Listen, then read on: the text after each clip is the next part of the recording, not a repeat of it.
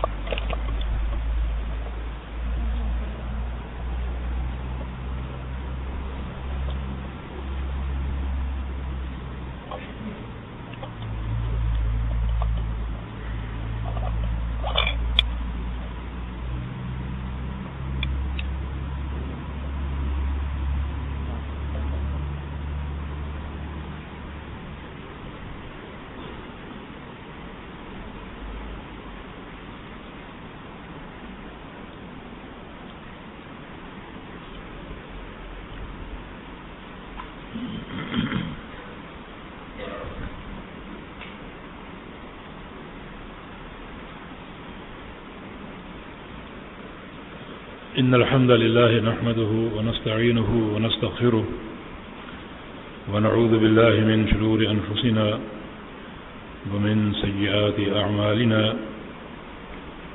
من يهده الله فلا مضل له ومن يضلل فلا هادي له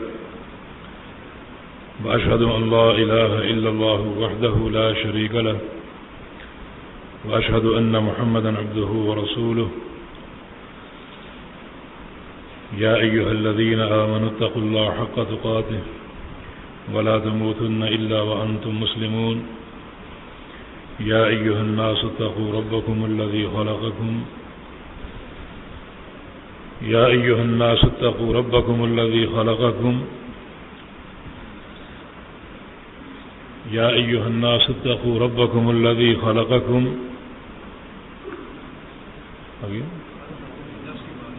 من نفس واحدة وخلق منها زوجها وبث منهما رجالا كثيرا ونساء واتقوا الله الذي تساءلون به والأرحام إن الله كان عليكم رقيبا يا أيها الذين آمنوا اتقوا الله وقولوا قولا سديدا يصلح لكم أعمالكم ويغفر لكم ذنوبكم ومن يطع الله ورسوله فقد فاز فوزا عظيما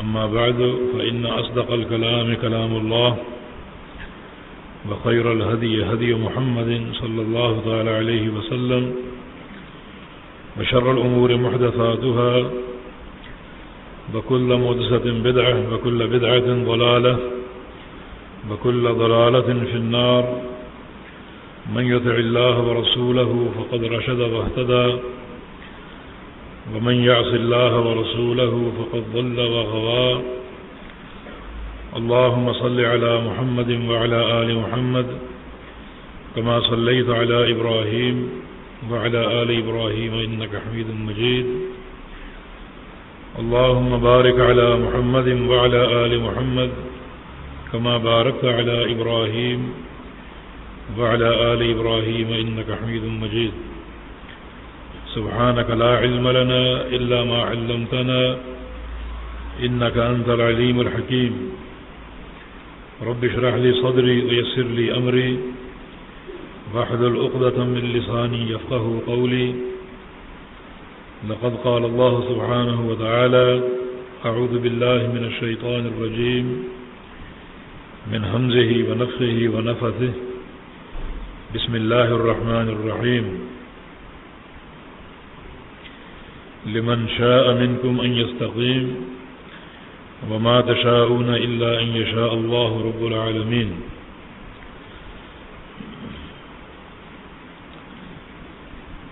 عزیز دوستوں اور ساتھیوں،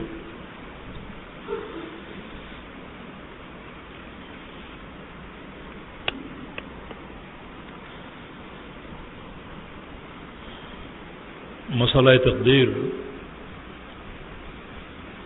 بڑا اہم مسئلہ ہے اور اس کا تعلق ایمانیات سے ہے۔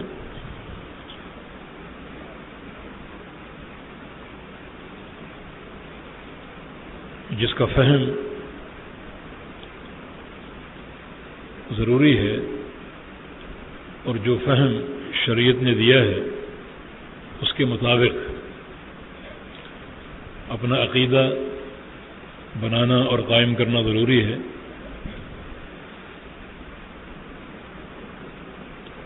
کیونکہ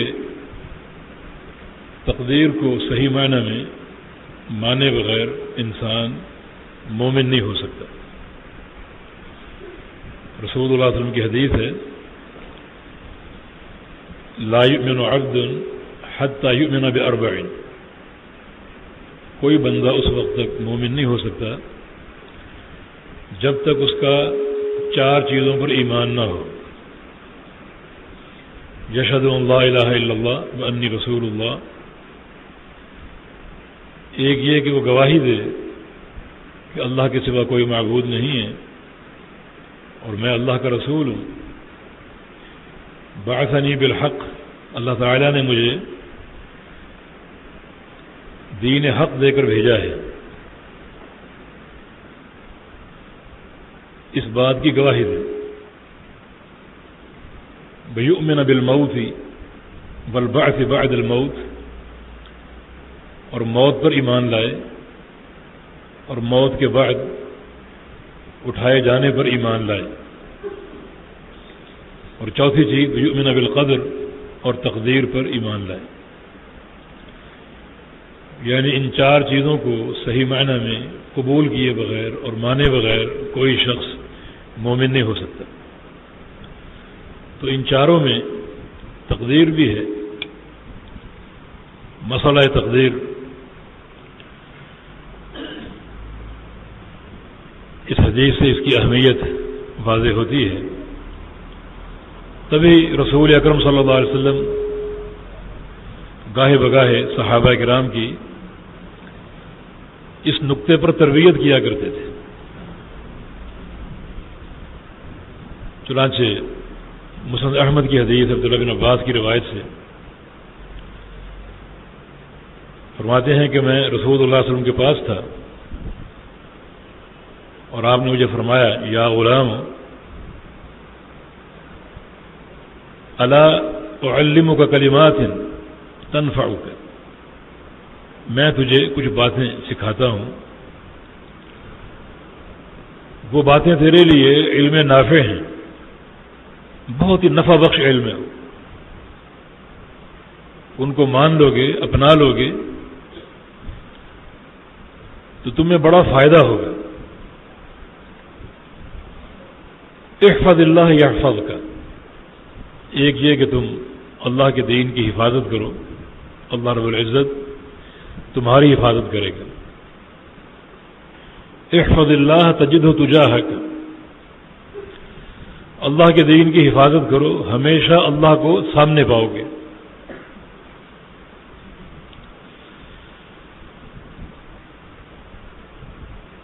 وَإِذَا سَأَلْتَ فَاسْأَلِ اللَّهَ، جب بھی سوال کرو اللہ سے کرو.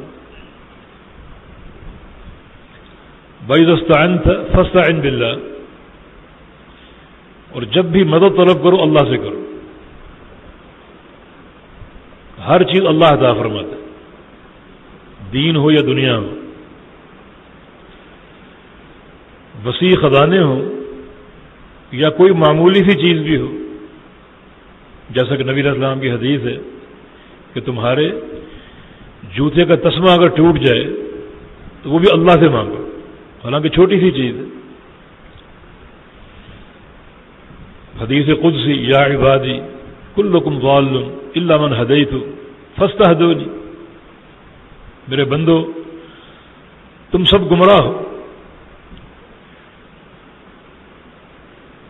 سوائے اس شخص کے جس کو میں ہدایت دوں. تو مجھ سے ہدایت طلب کرو، میں تمہیں ہدایت دوں گا. یعنی ہدایت اللہ دیتا ہے. اور کلکم جائع الا من اطعمت، تم سب بھوکے ہو سوائے اس کے جس کو میں کھانا کھلا دوں. فاستطعمونی، مجھ سے کھانا طلب کرو، اطعمکم، میں تمہیں کھانا دوں گا. یعنی دین بھی اللہ دیتا ہے اور کھانا بھی اللہ دیتا ہے. کلکم عار، تم سب برہنہ ہو، ننگے ہو. الا من کسوت، سوائے اس کے جس کو میں لباس پہنا دوں، کپڑا پہنا دوں. فاستکسونی، مجھ سے لباس طلب کرو. اکسوکم، میں تم سب کو لباس دوں گا. تو کپڑا بھی اللہ سے مانگنا. تو نبی علیہ السلام کی نصیحت فَإِذَا سَأَلْتَ فَاسْأَلِ اللَّهِ، جب بھی سوال کرو اللہ سے کرو. وَإِذَا اسْتَعَنْتَ فَاسْتَعِنْ بِاللَّهِ، اور جب بھی مدد طلب کرو اللہ سے کرو. اور آگے فرمایا وَاعْلَمْ، یہ بات جان لو، اچھی طرح نوٹ کر لو. لَوْ أَنَّ الْأُمَّةَ اجْتَمَعُوا عَلَىٰ أَن يَنْفَعُوكَ بِشَيْءٍ لَا يَنْفَعُوكَ بِشَيْءٍ إِلَّا مَا كَتَبَهُ اللَّهُ، اگر یہ ساری کائنات اکٹھی ہو جائے، ساری امت، ساری طاقتیں اکٹھی ہو جائیں تمہیں کوئی فائدہ پہنچانے کے لیے، کوئی فائدہ چھوٹا ہو بڑا ہو، ایک سوئی کسی کو دینا یہ بھی ایک فائدہ ہے. اس مقصد کے لیے پوری امت اور پوری قومیں جمع ہو جائیں تمہیں ایک سوئی دینے کے لیے، کوئی فائدہ پہنچانے کے لیے. لا ينفعوک بشیء، تمہیں کوئی فائدہ نہیں پہنچا سکتے. الا ما كتبه اللہ، مگر وہ چیز جو اللہ نے لکھی ہوئی، جو اللہ نے لکھی، جو اللہ کا فیصلہ ہے. ولو انهم اجتمعوا علی ان یضروک بشیء، اور اگر پوری قومیں اور طاقتیں جمع ہو جائیں تمہیں کوئی نقصان پہنچانے کے لیے، کوئی نقصان، تمہارا ایک بال توڑنے کے لیے، لا یضروک بشیء، تمہیں کوئی نقصان نہیں پہنچا سکتے. الا ما كتبه اللہ، مگر وہ جو اللہ نے لکھا ہوا ہے. رفعت الاقلام وجفت الصحف، قلمیں اٹھا لی گئی ہیں اور صحیفے خشک ہو چکے ہیں.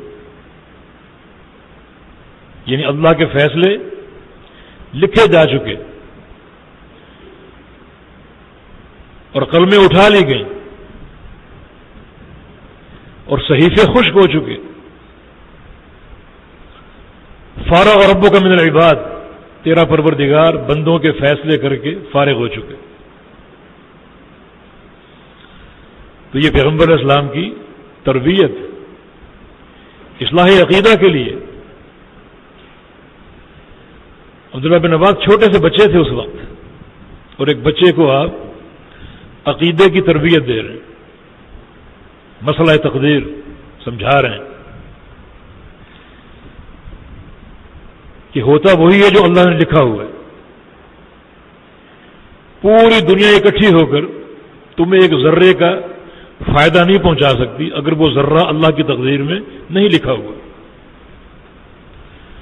اور پوری دنیا اکٹھی ہو کر تمہارا ایک بال بھی نہیں اکھاڑ سکتی اگر وہ بال کا اکھڑنا اللہ کی تقدیر میں نہیں لکھا ہوا، اگر لکھا ہے تو ہوگا، نہیں لکھا تو نہیں ہوگا۔ اللہ تعالیٰ فیصلے فرما چکے، صحیفے خشک ہو چکے ہیں، قلم اٹھا لیے گئے ہیں اور ہر چیز کا فیصلہ ہو چکا ہے۔ یہ مسئلہ تقدیر ہے جو اللہ کے نبی صلی اللہ علیہ وسلم اپنے صحابی کو دے رہے ہیں اور اس بچے کی تربیت کر رہے ہیں، کیونکہ عقیدے کی قوت پر دین کی قوت قائم ہے، اور خاص طور پر تقدیر پر ایمان، یہ بڑا اہم مسئلہ ہے۔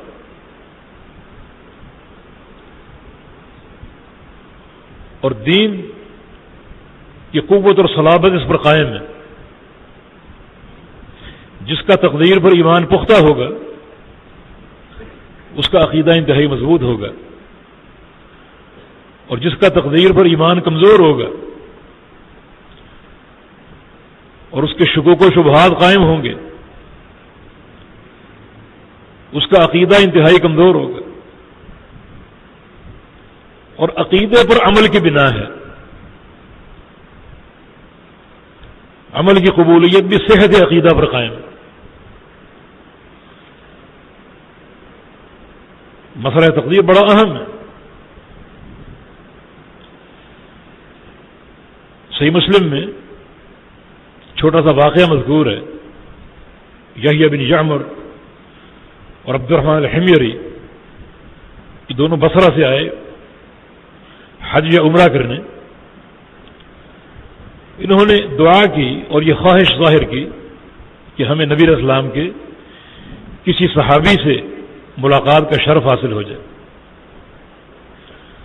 ایک مجلس قائم تھی اور ایک عظیم شخصیت درس دے رہی تھی۔ انہوں نے معلوم کیا کہ یہ محدث کون ہے، بتایا گیا کہ عبداللہ بن عمر رضی اللہ عنہما ہے۔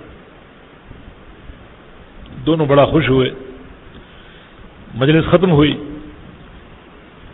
تو یہ دونوں ان سے ملے، ایک دائیں طرف ہو گیا ایک بائیں طرف ہو گیا۔ تو یحییٰ بن یعمر نے بات شروع کی، ہم بصرہ سے آئے ہیں اور بصرہ میں کچھ لوگ ہیں جو قرآن کے بڑے عالم ہیں اور طلب علم کے حریص ہیں اور بڑی فقہ ان کے پاس، لیکن وہ کہتے ہیں کہ لا قدر، تقدیر کوئی چیز نہیں، وَأَنَّ الْأَمْرَ أُنُفٌ، اور دین کا معاملہ سب کا سب نیا ہے، لکھا ہوا نہیں ہے، سب نیا ہے۔ جو کچھ ہوتا ہے وہ ہونے کے بعد اللہ کو معلوم ہوتا ہے۔ ایک بندہ نماز پڑھ لے تو اللہ کو علم ہوتا ہے کسی نے نماز پڑھ لی، لکھا ہوا نہیں۔ عبداللہ بن عمر نے فرمایا کہ جب تم بصرہ لوٹو واپس تو پہلی بات تو یہ کہ انہیں میرا سلام نہ کہنا، میرا پیغام ان کو دینا سلام کہے بغیر۔ کوئی بدعتی کسی تعظیم کا مستحق نہیں ہوتا، سلام کہے بغیر ان سے بات کرنا۔ من وقر صاحب بدعت فقد اعان علی حدم الدین، جو کسی بدعتی کی تعظیم کرتا ہے اس نے دین کو ڈھا دیا، مسمار کر دیا۔ اور ان سے یہ کہنا کہ ان عبداللہ منکم براء، عبداللہ کا تم سے تمہارے عقیدے سے کوئی تعلق نہیں، تمہارے عقیدے سے بھی لا تعلق اور تم سے بھی۔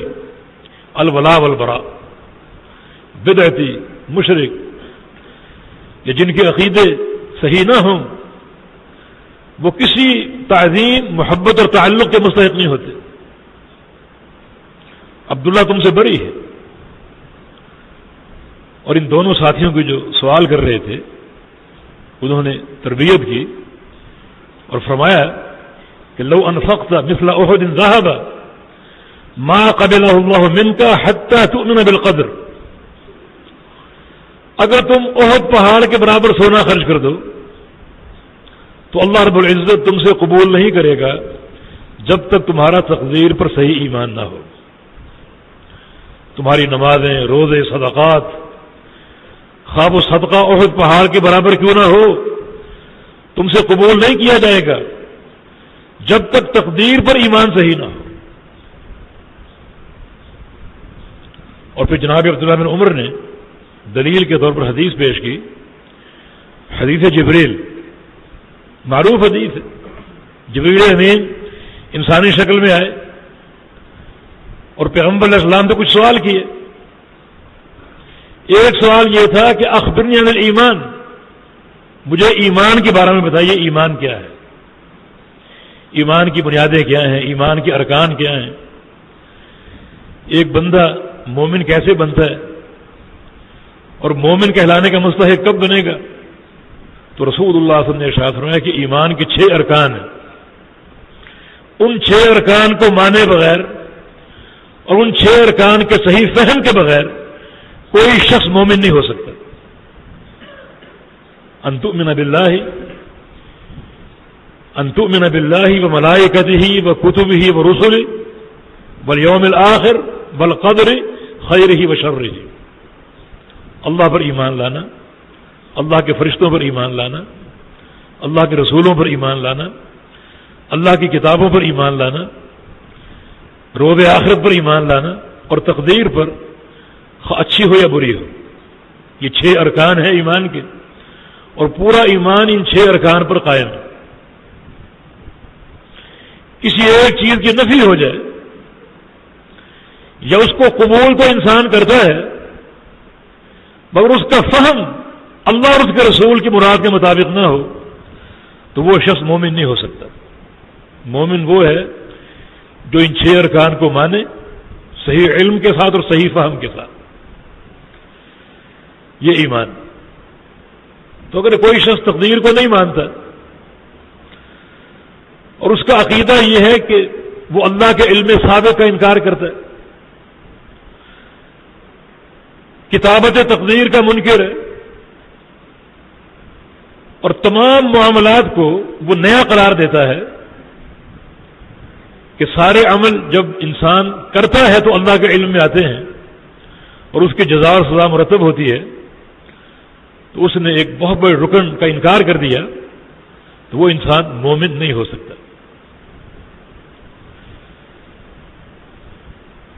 ان سارے نصوص سے تقدیر پر ایمان لانے کی اہمیت واضح ہوتی.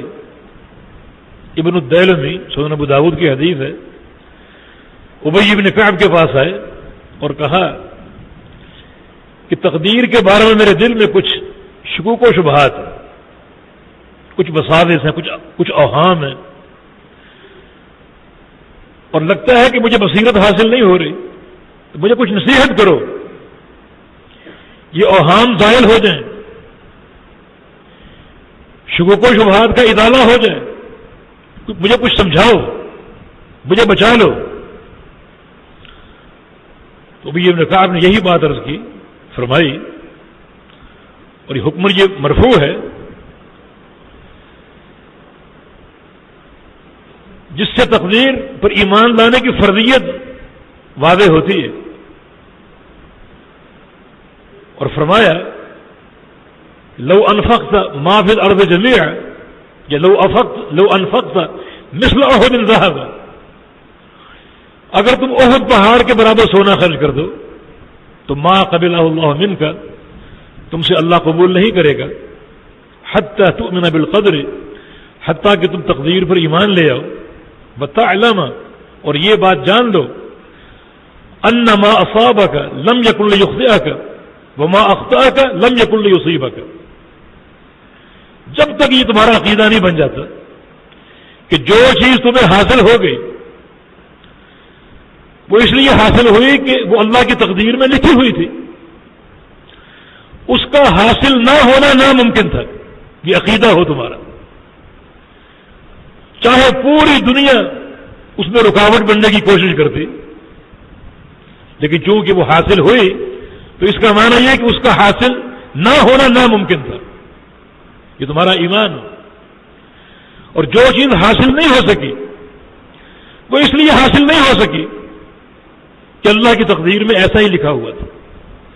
چاہے پوری دنیا کوشش کرتی وہ چیز تمہیں دینے کی، مگر چونکہ اللہ کی تقدیر کا یہ فیصلہ نہیں تھا لہذا وہ حاصل نہیں ہو سکی.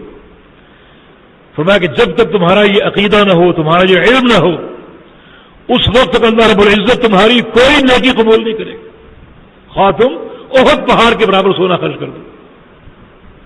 ولو مت علی غیر ھذا دخلت النار. اس عقیدے کے بغیر اگر تم مر گئے تم جہنم میں جاؤ گے، تمہاری نجات کی کوئی صورت نہیں. کہ جو چیز حاصل ہوئی اس کا حاصل ہونا اللہ کا فیصلہ تھا، اس کی تقدیر میں لکھا ہوا تھا، اور جو چیز حاصل نہ ہو سکی اس کا حاصل نہ ہونا خالق کائنات کا فیصلہ تھا اور تقدیر میں لکھا ہوا تھا.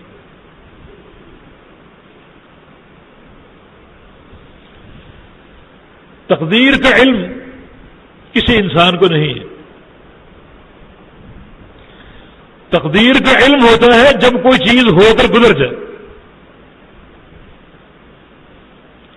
ایک چیز ظہور میں آ گئی، ہو گئی، تو ہمارا یہ ایمان ہوگا کہ یہ اللہ کا فیصلہ تھا اس لیے ہوئی. ابھی ہم نے عصر کی نماز پڑھ چکے. ہمارا یہ ایمان ہے کہ اللہ کی تقدیر میں یہی لکھا ہوا تھا، یہ اللہ کا فیصلہ تھا کہ ہم نے عصر کی نماز پڑھنی. ہاں اگر پیغمبر اسلام کسی مسئلے کی پیش گوئی فرما دیں تو اس پر ہمارا ایمان ہے کہ وہ حق ہے، وہ خبر مستقبل کی ہے اور وہ اللہ کی تقدیر کا فیصلہ ہے جو اللہ کے پیغمبر نے ہمیں بتا دی. تو پھر یہ اس حدیث یا اللہ کے پیغمبر کی پیش گوئی کے ذریعے اس مستقبل کی خبر کا ہم کو علم ہو جائے گا، ہمارا اس پر ایمان ہوگا، اور یہی اس حقیقت کے ساتھ کہ اللہ کی تقدیر میں یہ فیصلہ لکھا ہوا ہے اور یہ ہو کر رہے گا. جیسے دجال کی خبر ہے، امام مہدی کے ظاہر ہونے کی خبر ہے، سورج کے مغرب سے طلوع ہونے کی خبر ہے، دابت الارض کی خبر ہے، قیامت سے قبل ایک آگ کے نکلنے کی خبر ہے جو لوگوں کو ہانک کر محشر کی طرف لے جائے گی. یہ ساری خبریں برحق ہیں کیونکہ اللہ کے پیغمبر کی یہ پیش گوئیاں ہیں اور آپ اللہ کے سچے رسول ہیں. ہر خبر برحق ہے، اللہ کی تقدیر میں سب کچھ لکھا ہوا ہے. کچھ خبریں آپ نے ایسی بھی دی جن کی صداقت ظاہر ہو چکی. جنگ بدر سے ایک دن قبل آپ نے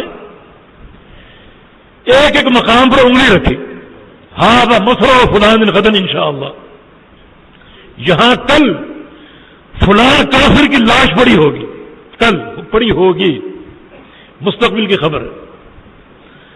تھوڑا سا آگے بڑھے، یہاں فلاں کی لاش ہوگی، یہاں فلاں قتل ہوگا، یہاں فلاں قتل ہوگا. نشاندہی آپ نے فرما دی. امیر عمر فرماتے ہیں کہ اگلے روز جنگ ہوئی اور میں نے خود دیکھا کہ پیغمبر علیہ السلام نے جہاں جہاں نشاندہی کی تھی، جس جس کی لاش کی اس کی لاش وہیں گری ہوئی تھی. آپ اللہ کے سچے رسول، ہمارا اس خبر پر ایمان ہے. صحابہ ایمان لائے. اللہ کی تقدیر کا فیصلہ یہی ہے جس کی اطلاع اللہ نے اپنے پیغمبر کو دی، پیغمبر نے ہمیں بتائی اور بالکل ویسا ہی ہوا. یہ تقدیر کا وہ فیصلہ ہے جس سے اللہ نے آگاہ کر دیا اپنے پیغمبر کے ذریعے اور پہلے علم ہو گیا. جیسے نبی علیہ السلام کی حدیث ہے، ستکون حریق بالمدینہ تضیء لها اعناق الابل ببصرہ.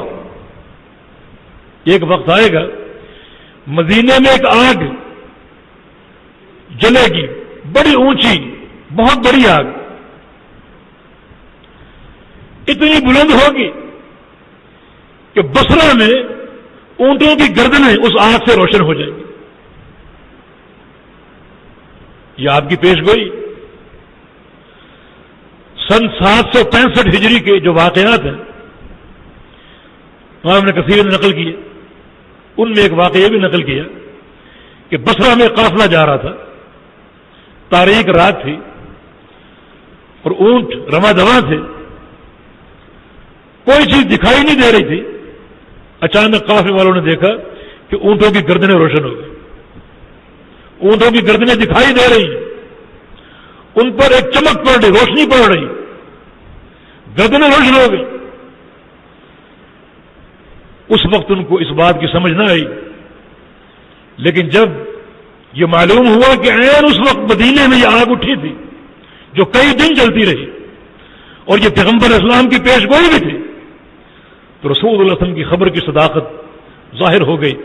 ہمارا یہ ایمان ہے کہ یہ آگ اللہ کی تقدیر میں لکھی ہوئی تھی.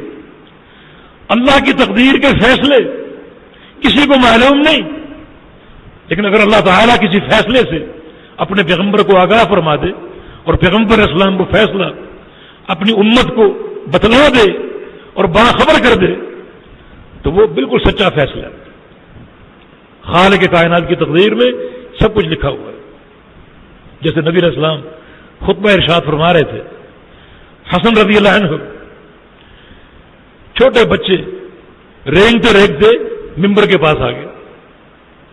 نبی علیہ السلام بڑی محبت سے ان کو دیکھتے ہیں, فرماتے ہیں کہ ابنی ھذا سید, میرا یہ بیٹا بڑا سردار ہوگا. سیصلح اللہ بہ بین طائفتین من المؤمنین, ان قریب اللہ تعالی میرے اس بیٹے کے ذریعے مسلمانوں کے دو گروہوں میں صلح کرائے گا. جھگڑے ختم ہو جائیں گے, خصومتیں مٹ جائیں گی, امت متحد اور متفق ہو جائے گی, اور اس ساری اجتماعیت میں کردار میرے اس بیٹے کا ہوگا. حسن رضی اللہ عنہ. صحابہ کرام نے اس فرمان کو سنا اور ان کا یہ عقیدہ بن گیا کہ وہ وقت ضرور آئے گا کہ اللہ تعالیٰ حسن کے ذریعے دو جماعتوں میں صلح کرائے گا. اور صحابہ کا یہ عقیدہ بن گیا کہ حسن رضی اللہ عنہ کا انتقال بچپن میں نہیں ہو, یہ بڑے ہوں گے, اس عمر تک پہنچیں گے جس عمر میں یہ دو طائفوں کے درمیان صلح کا باعث بنیں گے. چلتے چلتے 41 ہجری آ گئی. مسلمانوں کی دو جماعتوں کی خصومتیں آپ جانتے ہیں, اور جناب حسن رضی اللہ عنہ امارت سے دستبردار ہو کر ان دو جماعتوں میں اتحاد, اجتماع اور اتفاق کا سبب بن گئے. سن 41 ہجری عام الجماع کے نام سے معروف ہے, یہ صلح کا سال. تو اللہ کے پیغمبر کی پیش گوئی حرف بحرف صحیح ثابت ہو گئی. تو بعض اوقات اللہ کی تقدیر کے فیصلے پیغمبر اسلام کی پیش گوئیوں سے ہمارے سامنے آتے ہیں. اللہ اپنے پیغمبر کو آگاہ کرتا ہے اور پیغمبر اسلام امت کو بتا دیتے ہیں اللہ کی تقدیر کے یہ سارے فیصلے. باقی اور کوئی طریقہ نہیں ہے اللہ کی تقدیر کی معرفت کا سوائے اس کے کہ کوئی کام ہو جائے یا کوئی کام نہ ہو تو ہونے کا معنی یہ ہے کہ اس کا ہونا اللہ کی تقدیر میں لکھا ہوا تھا اور اس کام کا نہ ہونا اللہ کی تقدیر میں لکھا ہوا تھا.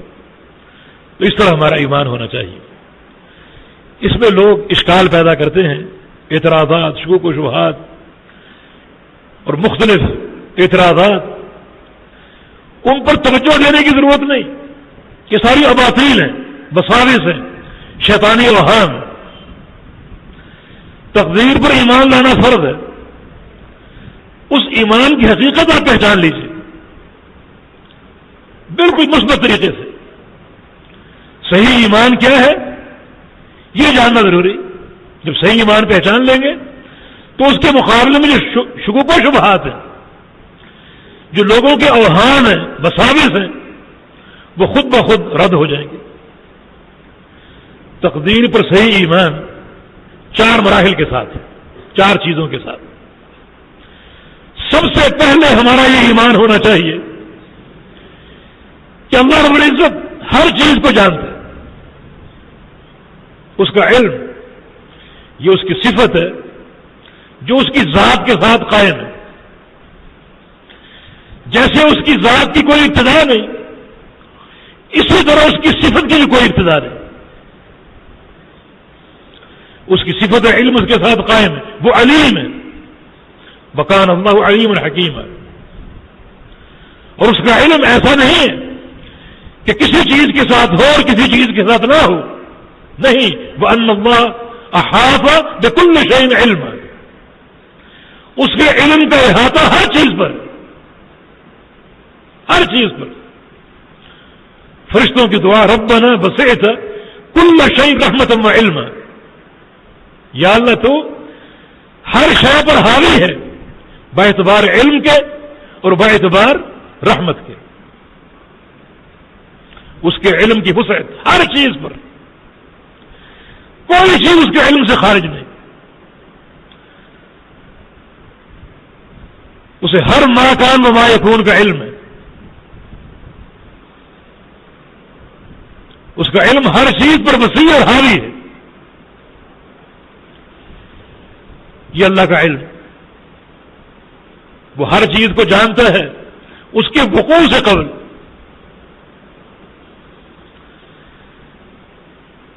ہمیشہ کے لیے، ابد الآباد تک کے لیے جو کچھ ہونے والا ہے جس کی کوئی انتہا نہیں، اللہ کا علم ہے.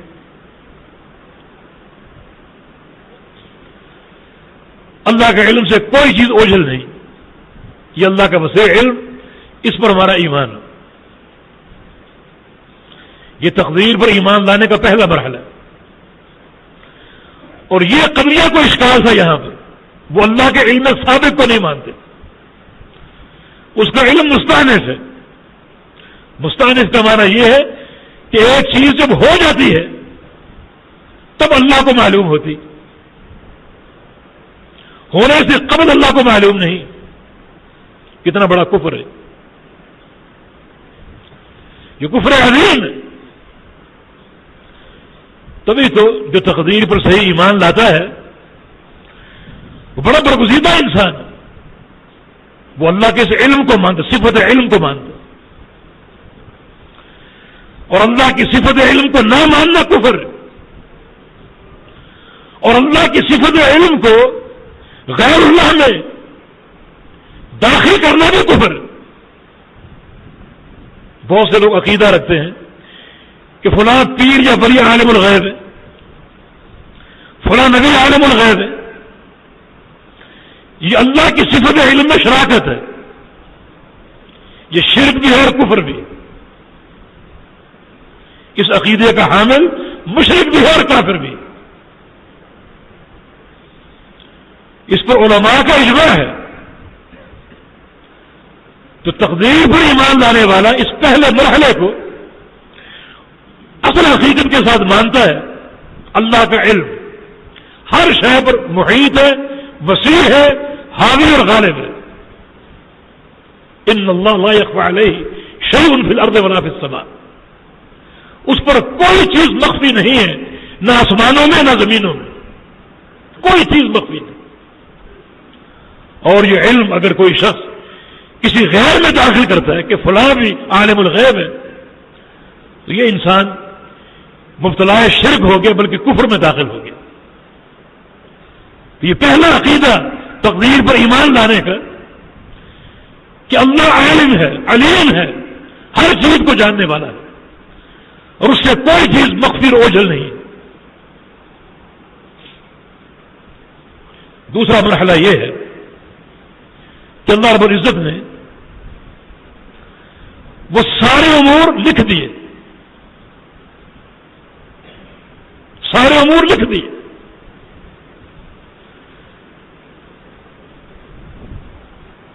جو اللہ کا علم ہے اسی علم کے مطابق سارے امور مکتوب ہیں. وعندنا کتاب حفیظ. اور ایک مقام پر امام مبین جو ایک کھلم کھلی کتاب ہے، اس میں اللہ نے ہر چیز کو شمار کر رکھا ہے، لکھ رکھا ہے.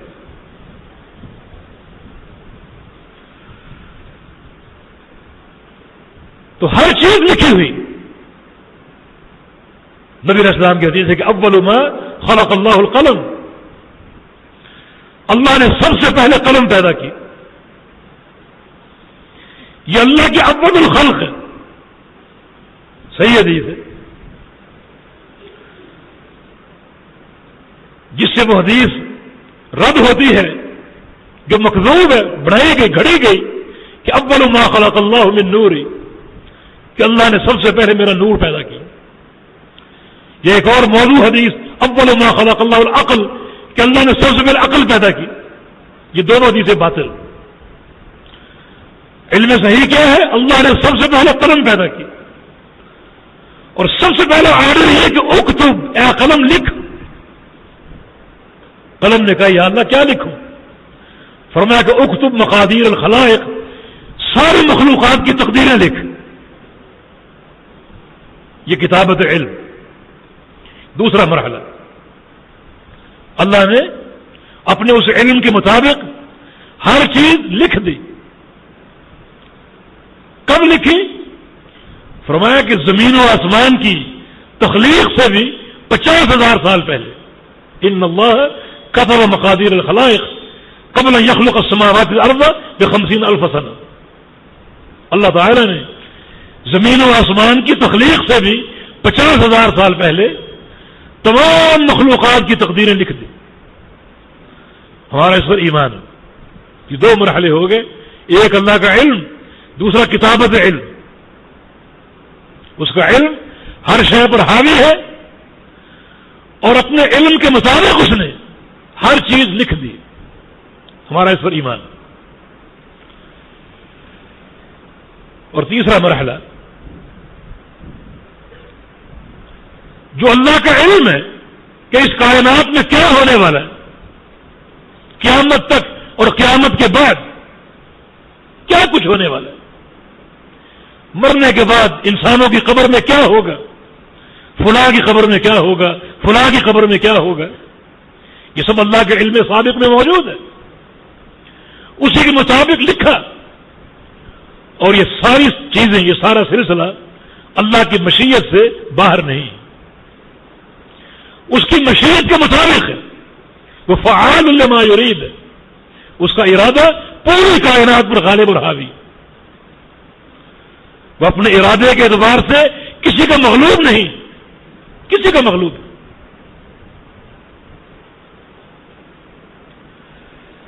وہ کہتے ہیں نا، ایک اعرابی عبید بن عمیر کے پاس آیا اور کہا کہ دعا کرو میری اونٹنی گم ہو گئی، وہ مجھے مل جائے. تو اس نے دعا کی کہ یا اللہ اس کی اونٹنی گم ہو گئی. اس کا گم ہونا تمہیں چاہا نہیں تھا، اس کا گم ہونا تیرے ارادے میں نہیں تھا، گم ہو گئی، چورا لی گئی.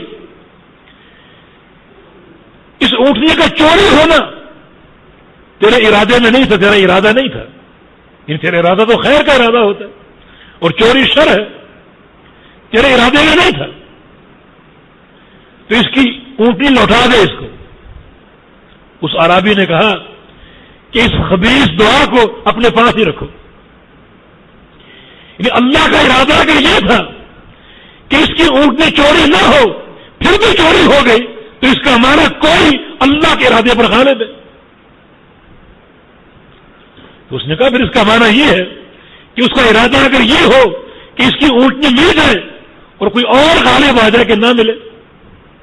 یہ دعائے خبیث اپنے پاس رکھ. اللہ کا ارادہ، اس کی مشیت ہر چیز پر حاوی اور وسیع ہے. وہ غالب ہے. واللہ غالب علی امرہ، اپنے ہر امر پر غالب ہے. وہ کسی کا مغلوب نہیں. تو جو کچھ اللہ نے لکھا، جو اس کا علم سابق ہے، وہ سب اللہ کی مشیت کے تحت، اللہ کا ارادہ بھی نہیں. اور کسی ایک نقطے میں کوئی غیر اللہ کے کسی ارادے پر غالب نہیں آ سکتا. جو اعتراضات نے ابھی وارد کیے ان سب کی تردید ساتھ ساتھ ہو رہی.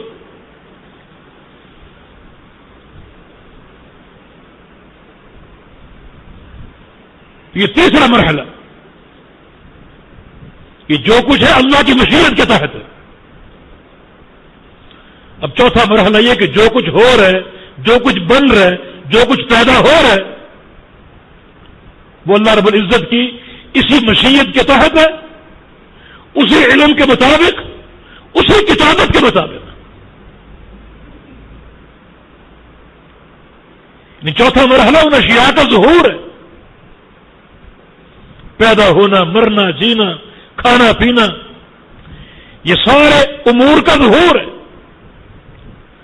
تو اس کا معنی یہ ہے کہ اب جو کچھ پیدا ہوگا یا ہو چکا یا ہو رہا ہے وہ اللہ تعالیٰ کی عین اس مشیت کے مطابق ہے، اور اس کے علم کے مطابق ہے، اور اس کتابت کے مطابق ہے. کوئی چیز نہ مشیت سے خارج ہے، نہ اس کے علم سے خارج ہے، نہ اس کی کتابت سے باہر ہے. بالکل ویسا ہی ہو رہا ہے اور ہوتا رہے گا. ہمارا اس پر ایمان. کسی امر کو، کسی ایک نقطے کو کوئی بھی تبدیل نہیں کر سکتا. کسی کے پاس تبدیلی کا کوئی اختیار نہیں. یہ 4 مراحل ہو گئے. ان 4 مراحل پر اسی طرح ایمان لے آئیے. یہ تقدیر پر مکمل ایمان، اللہ کا علم سابق، اس علم سابق کی کتابت، اور یہ سب کچھ اس کی مشیت کے مطابق ہونا. اور چوتھا یہ کہ ساری خلق اور یہ سارا پروگرام جو کائنات میں ہو رہا ہے اور ہوتا رہے گا، یہ سب کا سب اللہ کی مشیت کے تحت ہے، اسی علم کے مطابق ہے، اسی کتابت کے مطابق ہے. اب یہ تقدیر پر مکمل ایمان. ایک رکن ہمیں حاصل ہو گیا، مکمل ایمان. اب جب مختلف اعتراضات ہیں، لوگوں کے سوالات ہیں، اشکالات ہیں، وہ سارے اس مثبت عمل سے منتفع ہو جاتے ہیں. تاہم پھر بھی اگر کوئی بات ہے، کوئی اشکال ہے، تو ہم ایک ایک کر کے وہ دیکھتے ہیں. لیکن یہ تقدیر پر ایمان لانے کا ایک خلاصہ، نچوڑ آپ کے سامنے پیش کر دیا گیا. اب تک کا خلاصہ یہ ہے کہ تقدیر پر ایمان لانا فرض ہے، اور یہ ایمان کا چھٹا رکن ہے. اس پر ایمان لائے بغیر کوئی شخص مومن نہیں ہو سکتا. اور جب تک تقدیر پر صحیح ایمان نہ ہو، انسان کی کوئی نیکی قابل قبول نہیں. اور صحیح ایمان ان 4 مراحل کے ساتھ ہے، اور ان 4 امور کے ساتھ ہے. ایک اللہ کا علم سابق، دوسرا علم سابق کی کتابت، تو سب کچھ لکھا ہوا ہے. اور تیسرا جو کچھ ہے اللہ کی مشیت کے تحت ہے. اور چوتھا اب جو کچھ ظہور میں آ رہا ہے، یہ آتا رہے گا، یہ سب کا سب اللہ کی مشیت کے تحت، اللہ کے علم کے مطابق اور اس کے لکھے ہوئے کے مطابق. اس کے لکھے ہوئے کے مطابق. ایک نقطے کی وضاحت ضروری ہے، اور وہ یہ ہے کہ ایک انسان کہاں تقدیر کے آگے مجبور ہے اور کہاں اس کو اختیار دیا گیا ہے. یہ 2 الگ امور ہیں. ایک معاملہ انسان کی ہدایت و گمراہی کا ہے، اس کے کفر یا ایمان کا ہے. اس میں اللہ تعالیٰ نے انسانوں کو اختیار دیا. راستے دونوں وعدے کر دیے. ان ہدیناہ السبیل اما شاکرا و اما کفورا. ہم نے انسان کو راستہ دکھا دیا، راستے وعدے کر دیے، ہدایت کے بھی گمراہی کے بھی. اب انسان کا اختیار ہے کہ وہ کس راستے کو قبول کرے، ہدایت کے یا گمراہی کے. وعدہ کر دیا یہ راستہ جنت کا ہے اور یہ جہنم کا ہے. کسی ایک راستے کو اختیار کرنا یا قبول کرنا، اس میں انسان کو اختیار دیا گیا. لیکن یہ اختیار بھی اللہ کی مشیت سے خارج نہیں. یہ اختیار بھی اللہ کی مشیت سے خارج نہیں. اللہ پاک کا فرمان ہے لمن شاء منکم یستقیم، لمن شاء منکم ان یستقیم. تم میں سے جو چاہے وہ سیدھے راستے کو اپنا لے.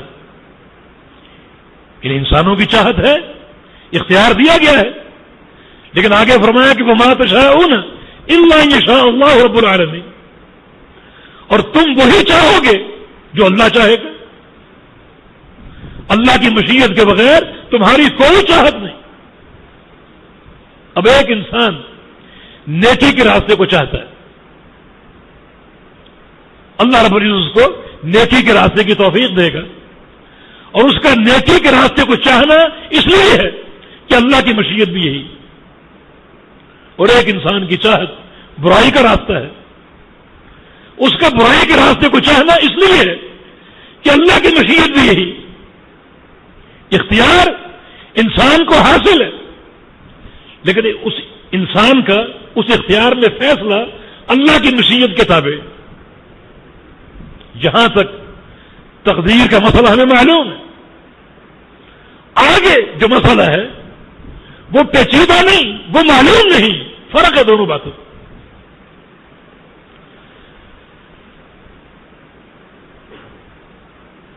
مسئلہ پیچیدہ نہیں ہے، وہ مسئلہ معلوم نہیں. جو چیز شریعت نے بتا دی وہ پیچیدہ نہیں ہوتی، وہ واضح ہوتی ہے، معلوم اور مفہوم ہوتی ہے. اور جو چیز شریعت نہ بتائے وہ پیچیدہ نہیں ہوتی.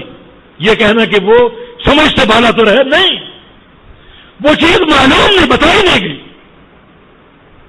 جہاں تک بتایا گیا وہاں تک معلوم ہے، جہاں تک نہیں بتایا گیا وہاں تک معلوم نہیں ہے، پیچیدگی نہیں. جیسے عذاب قبر ہے، ان قبر کا کھودنا، میت کو دفن کرنا، یہ سب باتیں معلوم ہیں. لیکن اب قبر میں حدیث میں آتا ہے کہ بعض لوگوں کے لیے کشادہ ہو جاتی، پھیل جاتی، تا حد نگاہ، دائیں طرف بائیں طرف آگے پیچھے تا حد نگاہ پھیل جاتی. اب وہ پھیلتی کیسے ہے؟ ساتھ والی قبریں کہاں جاتی ہیں؟ یہاں پیچیدگی نہیں ہے کہ ہم یہ کہہ کر کہ ہماری عقل میں یہ بات نہیں آ رہی رد کر دے. یہ باتیں معلوم نہیں، شریعت نے بتائی نہیں. اور دونوں باتوں کے فرق کو سمجھو، یہ ایک عظیم قاعدہ ہے. جو چیز شریعت نے بیان کر دی اس میں کوئی پیچیدگی نہیں. لقد جاءکم من اللہ نور، ہر چیز نور ہے، روشنی کا مینار. اور جو چیز بیان نہیں کی اسے ہم پیچیدہ کہہ کر اشکال وارد کرتے ہیں، حالانکہ وہ معلوم نہیں، اس کا علم نہیں دیا گیا. اللہ کی صفات، اللہ کے افعال، اللہ کے اسماء، کچھ چیزوں کا علم ہے اور کسی کا نہیں. اسماء بیان ہے، معلوم ہے، بالکل واضح ہے، ان کے معنی معلوم ہے، کوئی اشکال نہیں. لیکن صفات کی کیفیت معلوم نہیں، تو اس کو پیچیدہ نہ کہا جائے، بلکہ یہ کہا جائے کہ اللہ نے کیفیت کا علم نہیں دیا. جس چیز کا علم اللہ نے دیا ہے وہ واضح ہے، اس کو پیچیدہ کہنا یا غیر مفہوم کہنا یہ شریعت پر اشکال ہے.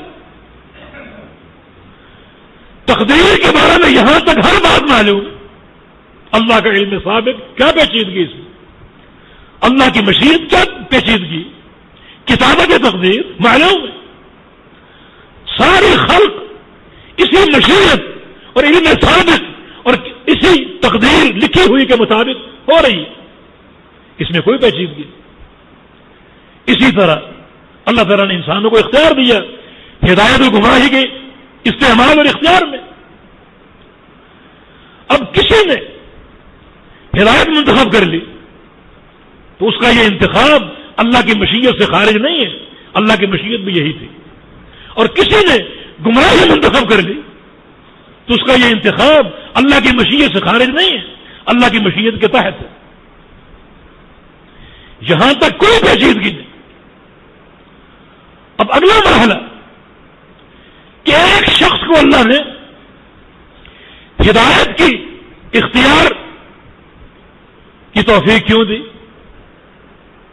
اللہ کی مشیت اس کے لیے ہدایت کے اختیار کی کیوں ہے؟ اور دوسرے شخص کے لیے گمراہی کی مشیت کیوں ہے؟ ایک شخص کے بارے میں اللہ کی مشیت یہ ہے کہ وہ جنت میں داخل ہو، اور ایک کے بارے میں اللہ کی مشیت یہ ہے کہ وہ جہنم میں داخل ہو. یہ کیوں ہے؟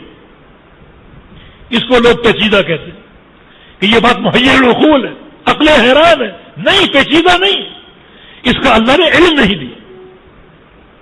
جس چیز کا علم دے دیا گیا وہ واضح ہے، اور جس کا علم نہیں دیا گیا وہ پیچیدہ نہیں، وہ چیز غیر معلوم ہے، اس کی خبر دی ہی نہیں گئی. اور جب بات یہاں تک پہنچتی ہے تو پھر ہم کہیں گے کہ اللہ کی تقدیر راز ہے، اللہ کا راز. اللہ کی مشیت ایک شخص کے لیے جنتی ہونے کی ہے. کیوں؟ یہ ہم نہیں جانتے. اللہ کا راز. ایک شخص کے لیے جہنمی ہونے کی کیوں؟ یہ ہم نہیں جانتے. اللہ کا راز. ہمارا کام ایمان لانا ہے. تو ان سارے امور کے ساتھ تقدیر کو ماننا، یہ ایمان بالقدر. ابو داؤد طیالسی کی حدیث کے الفاظ ہیں اذا ذکر القدر فامسکوا. یہ حد ہے. جب تقدیر کی بات ہے تو خاموش ہو جاؤ. یہ خاموشی کے لیے حد ہے کہ اللہ کا فلاں فیصلہ کیوں ہے، اس میں کیا حکمت ہے. خاموش ہو جاؤ. اب یہاں اگر کوئی باتیں کرتا ہے، فلسفے جھاڑتا ہے تو وہ جاہل، اور جو خاموش ہے وہ عالم ہے. وہ شریعت کے رموز کو جانتا ہے. اس قدر پر آ کر خاموش ہو جاؤ. جو قدریں معلوم ہیں وہ بتاؤ، جیسا کہ اللہ کے پیغمبر بتا رہے ہیں، صحابہ کی تربیت کر رہے ہیں کہ اس طریقے سے ایمان لاؤ. ہمارا کام ایمان لانا ہے. ایمان لے آؤ. اب نبی اسلام کی حدیث کہ جو چیز تمہیں حاصل ہو گئی اس لیے حاصل ہوئی کہ اس کا حاصل ہونا اللہ کی تقدیر میں تھا. ایمان لے آؤ. جو چیز حاصل نہیں ہوئی اس لیے حاصل نہیں ہوئی کہ اس کا حاصل نہ ہونا اللہ کی تقدیر میں تھا. اس پر ایمان لے آؤ. اور جن کا ایمان صریح اور راسخ ہوگا ان کا عمل بھی اسی کے مطابق استوار پائے گا. ایک صحابی نے پیغمبر علیہ السلام سے کہا اوصنی یا رسول اللہ، مجھے نصیحت کیجیے. فرمایا کہ لا تغضب، غصہ نہ کرو. اس نے سمجھا کہ یہ معمولی سی بات ہے. کہا کہ اور نصیحت کیجیے. فرمایا غصہ نہ کرو. دوبارہ بھی یہی کہا. اس نے کہا کہ اور نصیحت کیجیے. فرمایا کہ اور نصیحت بھی یہی ہے، غصہ نہ کرو. اور یہ بہت بڑی نصیحت ہے، غصہ نہ کرو. یہ غصہ کرنا بعض اوقات تقدیر پر ایمان کے منافی ہوتا ہے. خادم نے کوئی نقصان پہنچا دیا، گلاس گرایا، وہ گر کر ٹوٹ گیا. اب یہاں دو ذہن ہیں، ایک غصہ، اس کی پٹائی کرو، اور ایک ذہن یہ ہے کہ اس کا ٹوٹنا اللہ کی تقدیر. خاموش ہو جاؤ. اس پر ایمان لے. اللہ کا فیصلہ. جس کا تقدیر پر قوی ایمان ہوگا وہ اس کو اللہ کی تقدیر، اس کا فیصلہ قرار دے کر خاموش ہو جائے گا. اس کو سمجھا دے گا احتیاط کے تعلق سے، غصہ نہیں کرے گا. جن کا تقدیر و ایمان راسخ ہوتا ہے ان کا بیٹا فوت ہو جائے، آنکھوں کی ٹھنڈک اور دل کا قرار، اور وہ اللہ کا فیصلہ قرار دے کر صبر کر لیتے.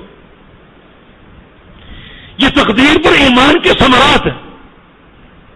اللہ فرشتوں سے پوچھتا ہے میرے بندے کی آنکھوں کی ٹھنڈک کو چھین کر آ گئے، میرے بندے کے دل کے قرار کو چھین کر آ گئے. یا اللہ تیرا امر تھا، اچھا بتاؤ میرا بندہ کیا کہہ رہا ہے. وہ تو تیرا شکر ادا کر، تیری حمد بیان کر رہے کہ میرے پروردگار کا فیصلہ، میرے پروردگار کی رضا. یہ تقدیر پر ایمان قوی ایمان کے ثمرات ہیں. اچھا بندے کا میں نے بیٹا چھین لیا اور وہ پھر بھی شکر ادا کر رہا ہے، حمد بیان کر رہا ہے، میری رضا پر راضی ہے. میرے اس بندے کا گھر بناؤ جنت میں بیت المحمود کے نام سے، جہاں ان لوگوں کے گھر ہیں جو اس طرح اللہ کا شکر ادا کرتے ہیں. ایک گھر تعمیر کر دو اس کا. یہ تقدیر پر ایمان کے ثمرات.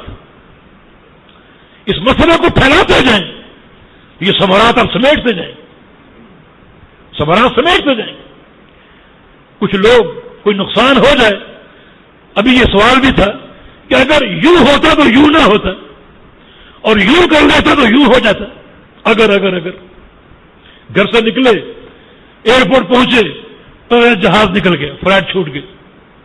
بندہ کہتا ہے اگر میں آدھا گھنٹہ پہلے نکلتا مجھے فلائٹ مل جاتا, اگر فلاں مقام پر ٹریفک جام نہ ہوتا میں وقت پر پہنچ جاتا. اگر رسول اللہ صلی اللہ علیہ وسلم کا فرمان ہے ایاکم باللو, اگر مت کہو, یہ تقدیر پر ایمان کے منافی ہے.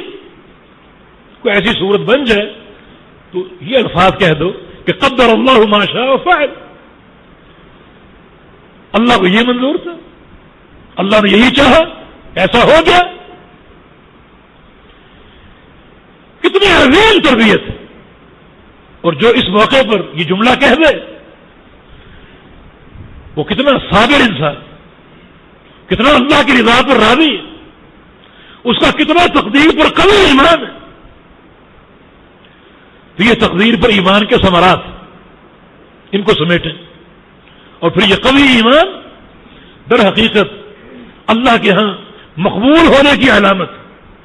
اور جس شخص کے ایمان بالقدر میں ایک ذرہ برابر انحراف آ گیا اس کی کوئی نیکی قابل قبول نہیں. تو ان مراحل کے ساتھ اور امور کے ساتھ تقدیر پر ایمان لانا ضروری ہے. اور یہ تقدیر پر ایمان لانے کی حقیقت ہے, جو چیز شریعت نے بتا دی وہ معلوم اور مفہوم ہے, اور جو چیز بتائی نہیں وہ پیچیدہ نہیں بلکہ غیر معلوم ہے, اس کی اللہ نے خبر نہیں دی. اور اللہ نے جو خبر دے دی ہے اس میں کوئی پیچیدگی نہیں, ہر چیز مفہوم ہے, ہر چیز واضح ہے, اور اس میں کسی قسم کا کوئی ابہام نہیں. ترکتکم علی البیضاء لیلھا ونہارھا سواء لا یزیغ عنھا الا ھالک. میں تمہیں ایک روشن دین پر چھوڑے جا رہا ہوں جس کی رات اور دن برابر ہیں, اس میں تاریکی نام کی کوئی چیز نہیں, کوئی ابہام نہیں, ہر چیز واضح.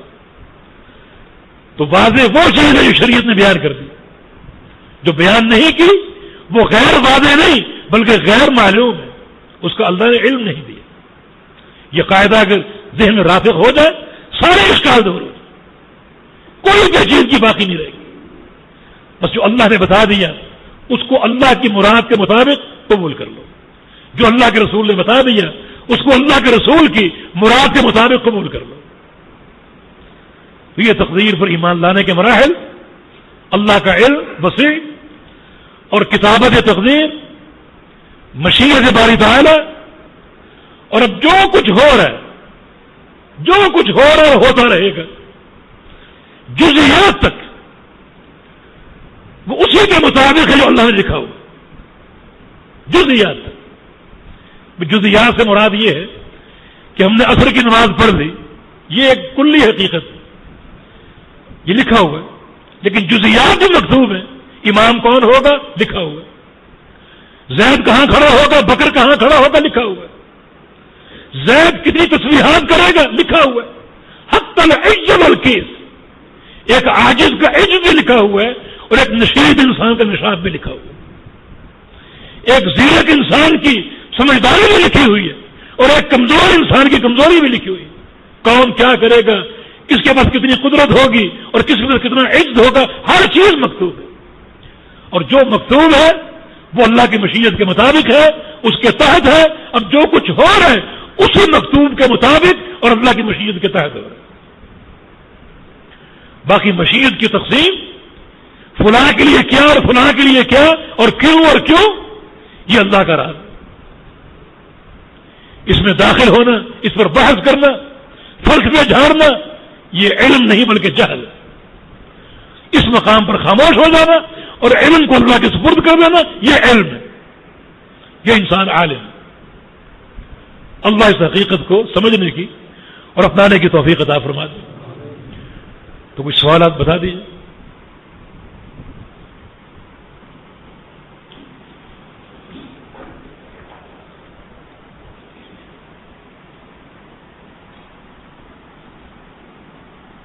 ایک بات یہ مشہور ہے کہ انسان اپنی اچھی بری تقدیر خود بناتا ہے.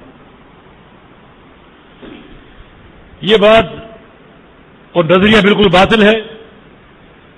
کسی انسان کو کوئی اختیار حاصل نہیں ہے اپنی تقدیر خود بنانا کسی انسان کے اختیار میں نہیں ہے. ابھی آپ نے سنا دلائل کے ساتھ کہ تقدیر اللہ کا علم ہے اور اللہ نے بنائی ہے, اللہ نے لکھی ہے اور اللہ کی مشیت کے تحت ہے. اس میں کسی انسان کے ارادے کا کوئی عمل دخل نہیں ہے. اگر اس جملے کا معنی یہ ہے کہ وہ تقدیر کا انکار کر رہے پھر یہ باطل. اور اگر معنی یہ ہے کہ ایک انسان عمل کرتا دنیا میں آ کر, اللہ نے اس کو اختیار دیا نیکی کا برائی کا, اور جو شخص نیکی منتخب کرتا ہے اس کی تقدیر نیک ہو گئی اور جو برائی منتخب کرتا ہے اس کی تقدیر بری ہے, تو پھر یہ معنی صحیح ہے. لیکن اگر اس کا معنی تقدیر کا انکار ہے اور مطلقاً اس معاملے کی تفویض انسانوں کو دے دی گئی, اچھائی یا برائی انسان خود بناتے ہیں, تو پھر نظریہ باطل ہے اور حقائق کے خلاف ہے.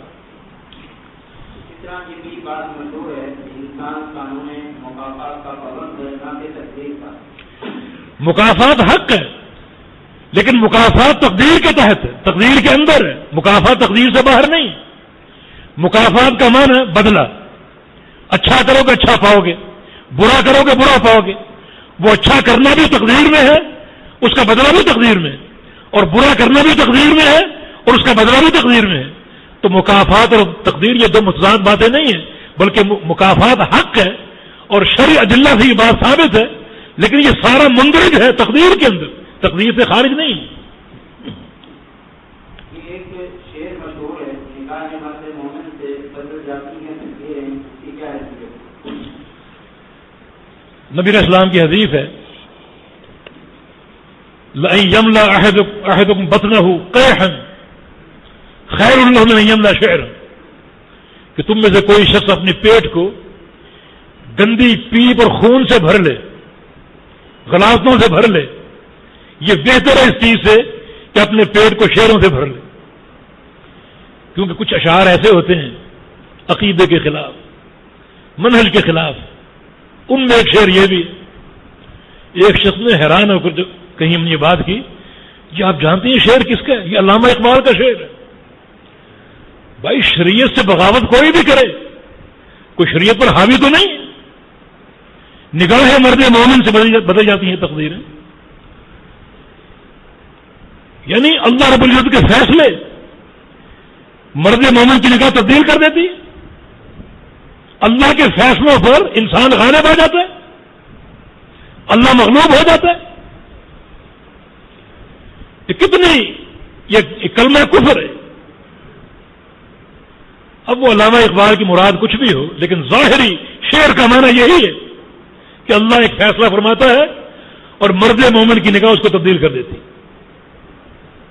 یہ امر باطل اور شریعت کے خلاف. واللہ غالب علی امرہ, اللہ اپنے ہر امر پر غالب. تو اس قسم کے نظریے میں خالق کائنات کی توہین ہے. اسی تعلق سے ایک باتیں اور بھی ابھی آپ نے پڑھی, جیسے شیخ عبد القادر جیلانی کے بارے میں لوگوں کا عقیدہ ہے کہ ان کو تقدیر میں تبدیلی کا حق حاصل ہے. وہ عورتوں کو مرد بنا دے, مردوں کو عورتیں بنا دے. یہ اللہ تعالی کا ارادہ اور فیصلہ اور مشیت یہ کہ ایک انسان کو پیدا کرے عورت کے روپ میں. عبد القادر جیلانی کو اختیار حاصل ہے کہ اس کو مرد بنا دے. جس کو اللہ نے عورت بنایا اس کو مرد بنا دے. تو یہاں غالب کون اور مغلوب کون ہے؟ واللہ غالب علی امرہ, اللہ اپنے امر پر غالب ہے. اور ایسے اللہ کو ہم نہیں مانتے جو ایک فیصلہ کرے اور کوئی بندہ اس کے فیصلے کو تبدیل کر دے. ایسے اللہ کو ہم نہیں مانتے. تمہارا اللہ ایسا ہو تو مان لو, ہمارا اللہ ہر چیز پر غالب ہے اور ساری طاقتیں مل کر بھی اس کے کسی فیصلے کو تبدیل نہیں کر سکتی. یہ تو عیسائیت ہے کہ اللہ اپنے بندے عیسیٰ کو بچانا چاہتا تھا, لیکن چونکہ بڑی تعداد میں یہودی اکٹھے ہو گئے اور وہ اللہ کے فیصلے پر غالب آ گئے. اتنی تعداد میں اگر لوگ جمع ہو جائیں ایک بڑی طاقت بن جاتی ہے اور وہ اللہ کے فیصلے پر غالب آ سکتی. کتنا گندا عقیدہ. کل جب قیامت کا دن ہوگا تو سارے اولین و آخرین جمع ہوں گے اور اللہ وہاں فیصلے فرمائے گا, کسی کے جنتی ہونے کے, کسی کے جہنمی ہونے کے. تو وہاں تو سارا جہان جمع ہوگا. تو اس کا معنی یہ کہ وہ سارا جہان مل کر قیامت کے دن اللہ کے فیصلے پر غالب آ جائیں گے. پھر ان سارے امور کی کیا حقیقت ہے؟ یہ ساری فکر ہے، اسلامی فکر نہیں. اللہ کے فیصلے پر کوئی غالب نہیں آ سکتا. اللہ غالب ہے اور پوری کائنات اللہ کے آگے مغلوب اور مقہور ہے.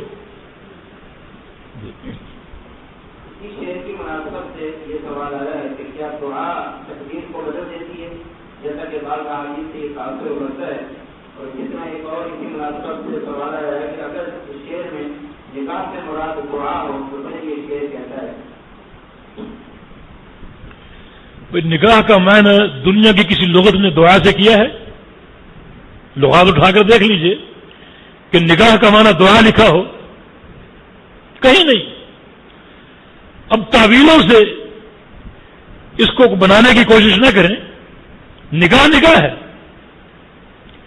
نکاح جو ہے وہ نکاح ہے، اور عقائد کا معاملہ صریح ہونا چاہیے. عقائد میں تعویلیں اور چونکہ چنانچہ یہ قطعاً روا نہیں.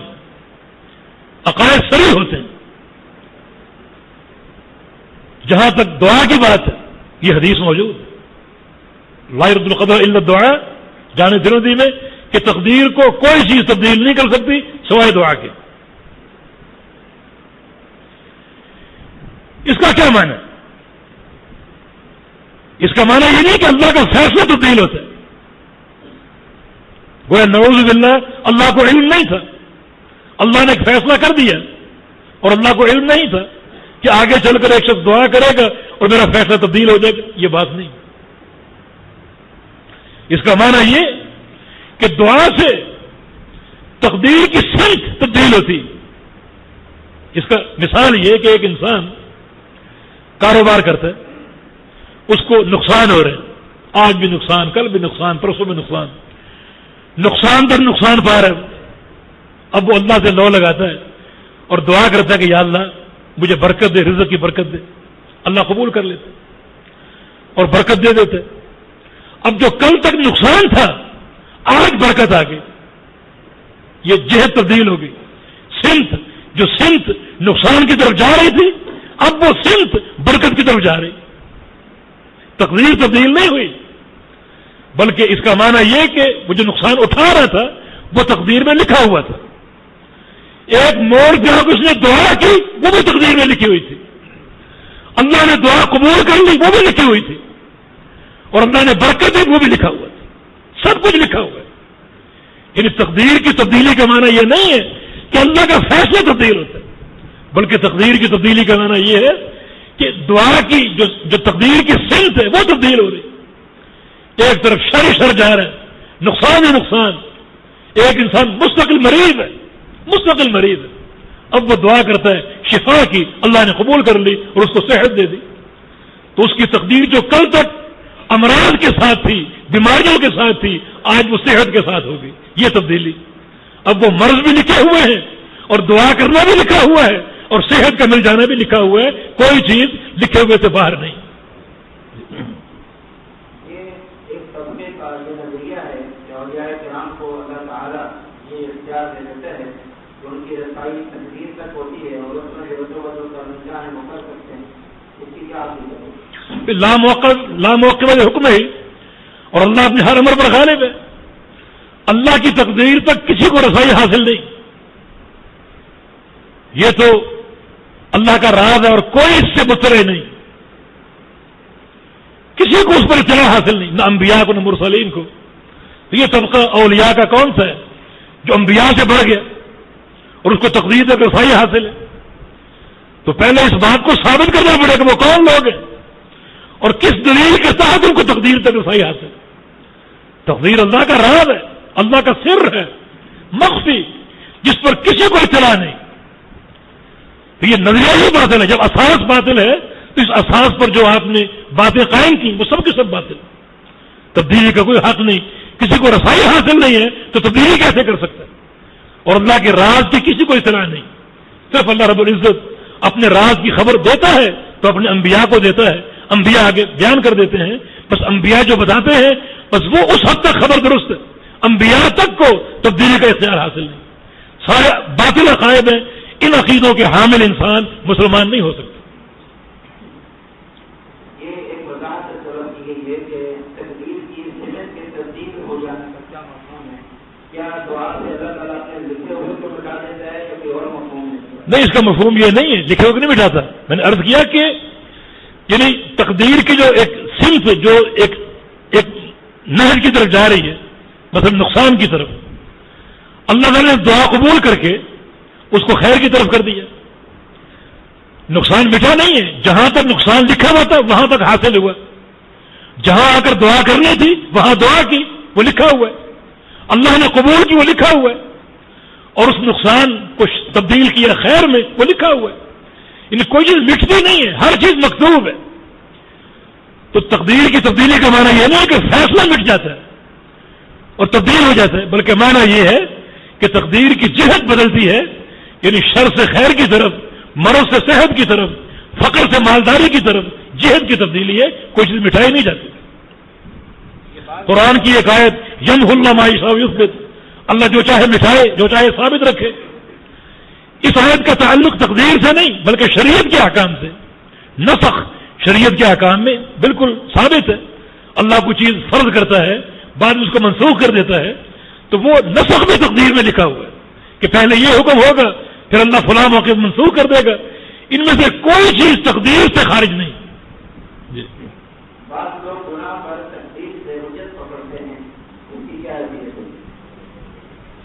ہاں، بعض لوگ گناہ کرتے ہیں اور کہتے ہیں کہ ہم کیا کریں، تقدیر میں ایسے لکھا ہوا تھا. اس کا ایک الزامی جواب ہے کہ پہلے اس کو جوتے مارو، اور کوئی جوتے بھی تقدیر میں لکھے ہوئے تھے. اس کا مال چھین لو، اگر کوئی اعتراض کرے تو کوئی تقدیر میں لکھا ہوا تھا، اب اس پر اعتراض کیوں کر رہے ہو؟ یہ مسئلہ تفصیل طلب ہے. ایسے لوگوں کے پاس ایک دلیل بھی ہے، اور دلیل صحیح بخاری کی حدیث، موسیٰ اور آدم علیہ السلام کا واقعہ. دونوں کی ملاقات عالم ارواح میں ہوئی. موسیٰ علیہ السلام نے آدم علیہ السلام سے کہا کہ انت ابونا، ہمارے آپ باپ ہیں، اللہ نے آپ جنت میں داخل کیا. ایک درخت سے روکا، آپ نے وہ کھا لیا، اللہ نے جنت سے نکال دیا. اگر آپ وہ نہ کرتے تو پوری آپ کی اولاد جنت میں ہوتی ہے. آدم علیہ السلام نے کہا موسیٰ تم اللہ کے رسول ہو، کلیم اللہ ہو، ادھر آدم رسول ہو، تم اس معاملے میں مجھ سے کیوں جھگڑتے ہو جو تقدیر میں لکھا ہوا تھا؟ نبی علیہ السلام کا فرمایا کہ حج آدم و موسیٰ، آدم علیہ السلام کی حجت موسیٰ علیہ السلام پر غالب آ گئی. جس کا معنی یہ ہے کہ آدم علیہ السلام نے جو کچھ کیا اس پر استدلال تقدیر سے کیا، جو ان سے ہوا اس پر دلیل تقدیر سے لی. لہذا آج اگر ہم کوئی گناہ کر رہے ہیں تو تقدیر میں لکھا ہوا ہے. اس کے بہت سے جواب ہیں، لیکن سردست دو جواب آپ کے سامنے پیش کرتا ہوں. ایک یہ کہ آدم علیہ السلام نے تقدیر کی جو حجت پیش کی تھی وہ گناہ پر نہیں کی تھی، اس کے نتیجے پر کی تھی. موسیٰ علیہ السلام کا اعتراض یہ نہیں تھا کہ تم نے دانا کیوں کھایا. موسیٰ علیہ السلام کا اعتراض یہ تھا کہ اخرجت ذریتک نفسک من الجنہ، کہ آپ نے اپنے آپ کو اور اپنی اولاد کو جنت سے نکال دیا. جنت سے نکالا جانا یہ ایک مصیبت ہے. دانا کھانا ایک عیب تھا، ایک معصیت تھی.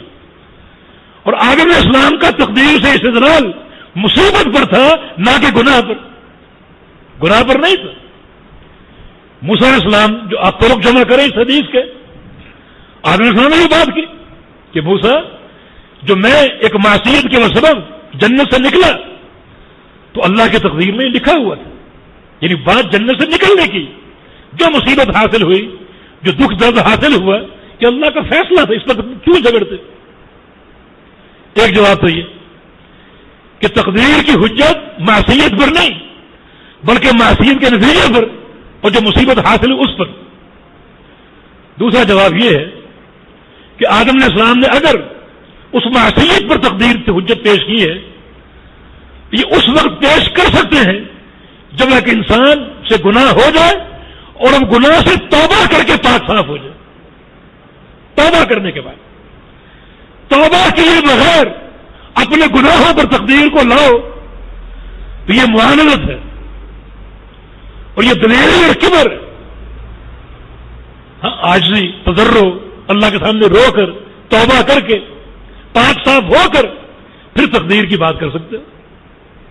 آدم علیہ السلام نے تقدیر کی حجت توبہ کے بعد کی، توبہ سے قبل نہیں. اور یہ جو آپ کا اعتراض ہے لوگوں کی باتیں، معصیتیں کرتے رہتے ہیں، ایک گناہ دوسرا گناہ، اور دھڑنے سے کہتے ہیں کہ تقدیر میں لکھا ہوا تھا.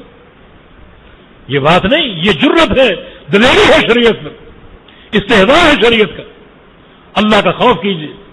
آدم علیہ السلام نے اگر حجت پیش کی، ان سے معصیت ہوئی اور یہ فضیلت حاصل ہوئی، مصیبت لاحق ہوئی، اور یہ سارا معاملہ انہوں نے تقدیر پر اگر ڈالا، تو توبہ النصوح کے بعد، سچی اور خالص توبہ کے بعد اگر ایک انسان سے گناہ ہو جائے اور وہ توبہ کر لے اور پھر یہ کہے یہ سب تقدیر میں لکھا ہوا ہے، تو پھر یہ بات غلط نہیں ہوگی. تقدیر میں لکھا ہوا ہے توبہ کرنا بھی اور گناہ کرنا بھی لکھا ہوا ہے. لیکن اگر صرف گناہوں پر اکتفا کرے، توبہ نہ کرے اور تقدیر حجت کو پیش کرتا رہے، تو یہ معصیت ہے، معصیت پر معصیت. شعر کی کیا حیثیت ہے؟ خود ہی کو کر بلند جہاں کے ہر تقدیر سے پہلے خدا بندے سے خود ہی پوچھے کہ بتا تیری رضا کیا ہے.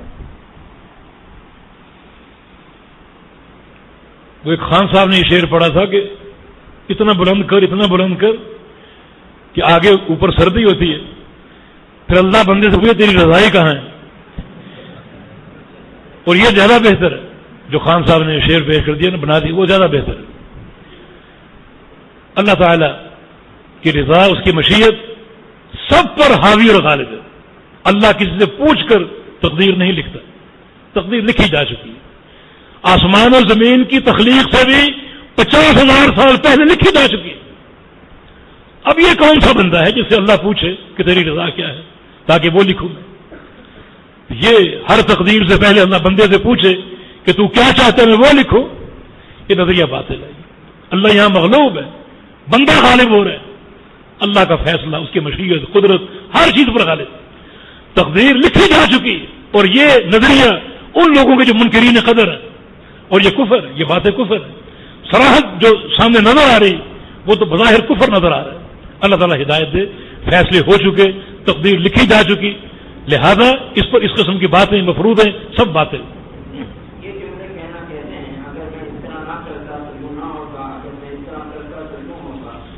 ہم نے اس کی وضاحت کی ابھی. نبی علیہ السلام کا فرمان ایاکم باللو، کہ اگر کہنے سے بچو. اگر یوں کرتا تو یوں ہوتا، اگر یوں نہ کرتا تو یوں نہ ہوتا. اس سے بچو، کیونکہ ان اللو تفتح باب الشیطان. لو اور اگر کہنے سے شیطان کے دروازے کھلتے ہیں، اور یہیں سے راستہ ہموار ہوتا ہے کفر کا اور تقدیر کے انکار کا. ہاں، اگر تمہیں کوئی نقصان پہنچے، کوئی مشکل آ جائے، تو یوں کہو کہ قدر اللہ ما شاء فعل. یہ اللہ کی تقدیر، اللہ نے یہ چاہا ویسا ہی ہوا. میرا اس پر ایمان ہے، اس پر صبر کرے، اس پر شکر کرے، اللہ کی حمد کرے، اللہ سے خیر کی دعا کرے. لیکن اگر کہنے سے شیطان کے دروازے کھلتے ہیں، اور شیطان اپنے عقیدہ فاسدہ کے ساتھ بندوں پر حاوی ہونے کی کوشش کرتا ہے، اور یہیں سے بگاڑ پیدا ہوتے ہیں. اگر سب کچھ تقدیر میں لکھا ہوا ہے، تاکہ کفر، شرک اور گناہ وغیرہ، تو پھر بندے کو سزا کیوں؟ بندہ کو لکھے ہوئے کا پابند ہے. کسی بندے کا کفر کرنا یا شرک کرنا اس کی مجبوری کے ساتھ نہیں کہ اللہ نے اس کو مجبور کر کے اس کو کفر اور شرک میں ڈالا. اللہ نے راستے دکھائے پہلے، اسلام کا راستہ، ہدایت کا راستہ، کفر کا راستہ، دونوں وعدے کیے. یہ راستہ انبیاء کا ہے، یہ راستہ شیطان کا ہے. یہ راستہ جنت کی طرف جا رہی ہے، جہنم کی طرف جا رہا ہے. اللہ نے راستے وعدے کیے، کسی کو مجبور نہیں کیا. ہاں، یہ الگ بات ہے کہ ہر انسان کا اختیار اللہ کی مشیت کے تحت ہے. وہ مشیت کیوں ہے، یہ اللہ کا راز ہے. لیکن کوئی بندہ مطلوب الاختیار نہیں ہے. ہر ایک کو راستے بتائے گئے، انبیاء کی دعوت سنائی گئی، اللہ کی وحی پہنچائی گئی.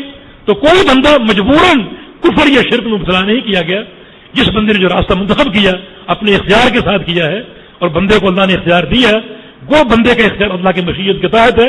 لیکن اختیار سلب کسی کا نہیں کیا گیا.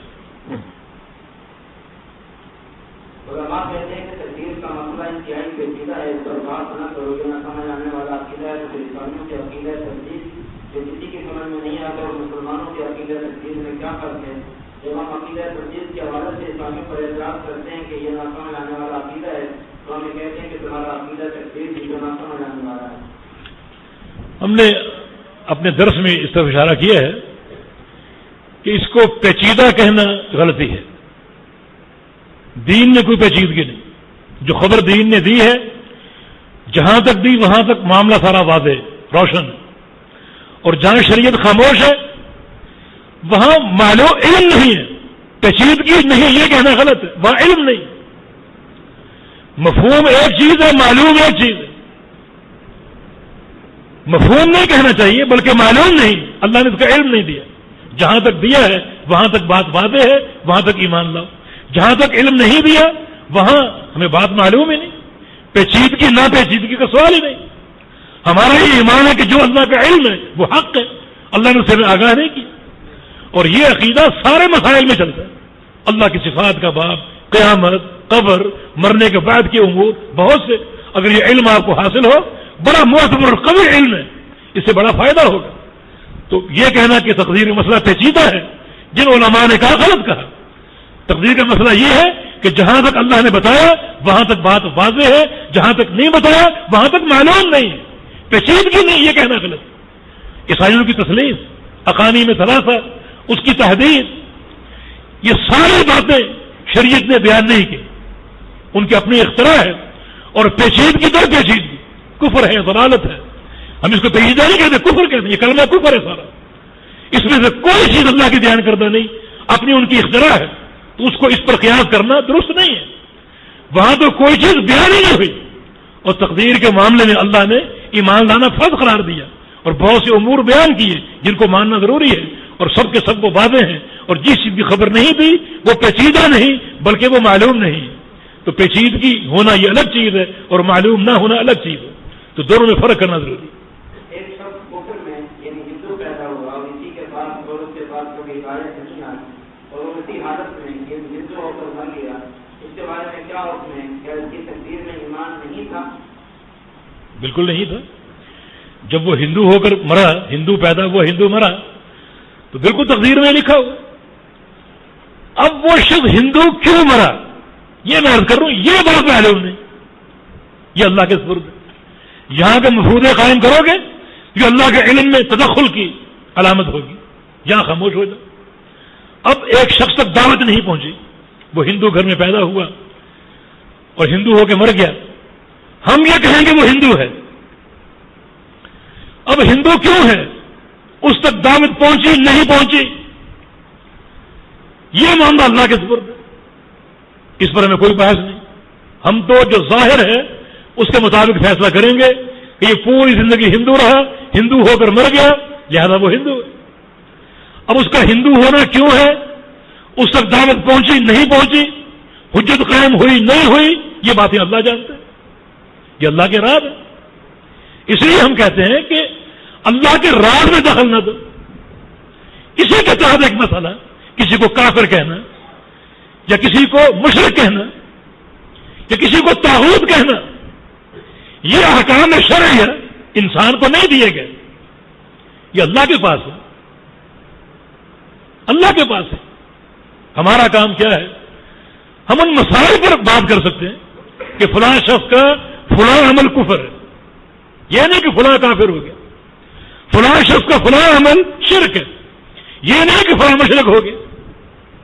کچھ لوگ کہتے ہیں کہ کیوں نہیں، ایک زانی زنا کرتا ہے اس کو زانی نہ کہیں، ایک ڈاکو ڈاکہ ڈالتا اس کو ڈاکو نہ کہیں، ایک چور چوری کرتا اس کو چور نہ کہیں. نہیں، فرق ہے دونوں میں. کافر میں اور ڈاکو میں فرق ہے. کسی کو کافر کہو گے تو اس کو کافر کہنا اس کو ملت سے خارج کرنا، اور کسی کو ڈاکو کہو گے اس کے ایمان کی نفی آپ نہیں کر رہے، اس کو ملت سے خارج نہیں کر رہے. وہ حکم اور یہ حکم نہیں ہے. وہ حکم ایسا حکم ہے جو ملت سے خارج کر رہا ہے کسی کو، اور یہ حکم ملت سے خارج نہیں کر رہا. دونوں معاملے میں فرق ہے. ایک چور کو چور کہا جا سکتا ہے، زنا کرنے والے کو زانی کہا جا سکتا ہے، لیکن کسی کو کافر کہنا وہ حکم شرعی ہے جس کا اللہ کو علم. ہمارا عمل یہ ہے کہ تمہارا یہ کام کفر ہے، ہم یہ نہ کہیں کہ تم کافر ہو گئے ہو. ایک بندہ ممکن ہے آج کفر کا ارتکاب کرتا ہے اور کل وہ توبہ کر لے. جس چیز پر ہم نے تنقید کی اس کے کفر پر وہ ختم ہو چکی، معاملہ ختم ہو گیا. لیکن اگر اس کو ہم کافر کہیں تو اس کی ذات ہمارے علم میں کافر ہے، وہ تو توبہ کر چکا ہے، تو معاملہ سنگین ہو سکتا ہے. لہذا پیچیدگی جو ہے وہ ہم خود پیدا کرتے ہیں، شریعت کے احکام بالکل واضح. ایک آدمی مستقل مریض ہے، ایک موڑ پر اسے طبیب ماہر کا پتہ چلتا ہے جس کی دوا سے شفا ملتی، تو کیا اس طرح اس کی تقدیر کو دوا سے تبدیل کر دیا جس طرح کہ آپ نے دعا کے بارے میں فرمایا؟ اس کا بیمار ہونا تقدیر میں لکھا ہوا تھا، اور اس طبیب کا علم ہونا تقدیر میں لکھا ہوا تھا، طبیب کے پاس جانا تقدیر میں لکھا ہوا تھا، اس سے دوا لینا لکھا ہوا تھا، اس کا استعمال کرنا لکھا ہوا تھا، اور شفا پانا بھی لکھا ہوا تھا۔ ان میں سے کوئی چیز تقدیر سے باہر نہیں، تقدیر کو تبدیل نہیں ہوئی۔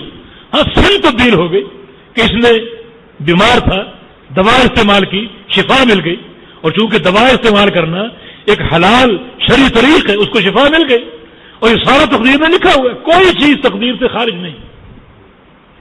یہ ڈاکٹر ذاکر نائک نے ایک سوال کیا گیا کہ اگر ایک شخص قتل کرتا ہے تو وہ یہ کہہ کر چھوٹ سکتا ہے کہ مرنا تو اس شخص کی قسمت میں لکھا تھا تو میرا کیا قصور ہے؟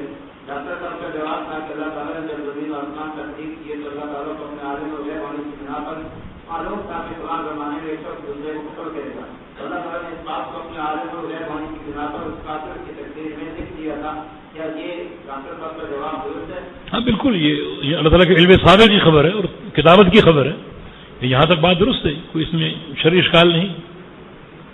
کہ اللہ تعالیٰ کے ارادے اور مشیت میں کوئی فرق ہے، اور جس طرح ارادہ کونی اور ارادہ شرعی میں بھی کوئی فرق ہے؟ جی ہاں، مشیت مطلق چاہت ہے اللہ تعالیٰ کی، مطلق، وہ خیر کی بھی ہو سکتی، شر کی بھی ہو سکتی۔ ارادہ جو ہے وہ دو طرح کا، ارادہ شرعیہ، ارادہ کونیہ۔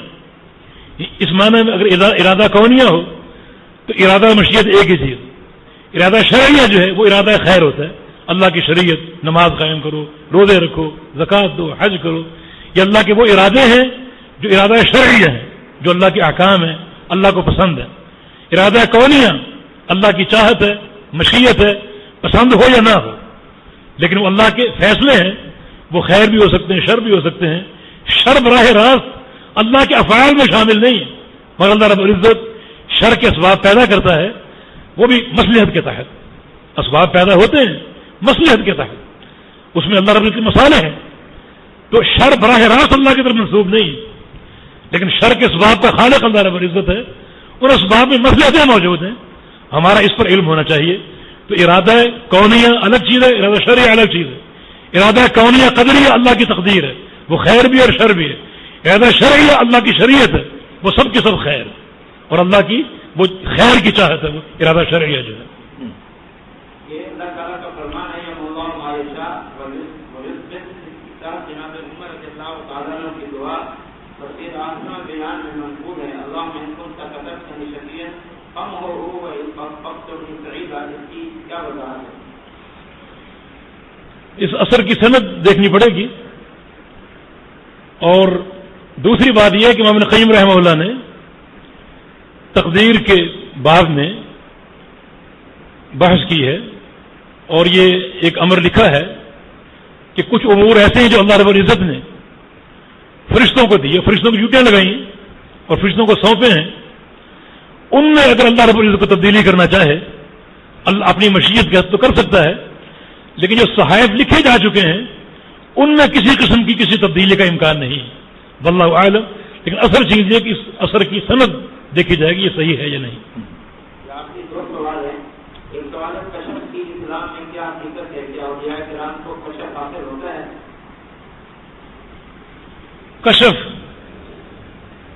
ایک باطل نظریہ ہے، اور کوئی کشف حاصل نہیں ہوتا کسی کو بھی، اور خاص طور پہ کوئی شخص اگر یہ دعویٰ کرے کہ مجھے کشف سے فلاں چیز معلوم ہوئی ہے اور وہ قرآن و حدیث میں نہ ہو تو اس کا یہ دعویٰ شیطانی ہے، اور وہ کشف بھی شیطانی ہے۔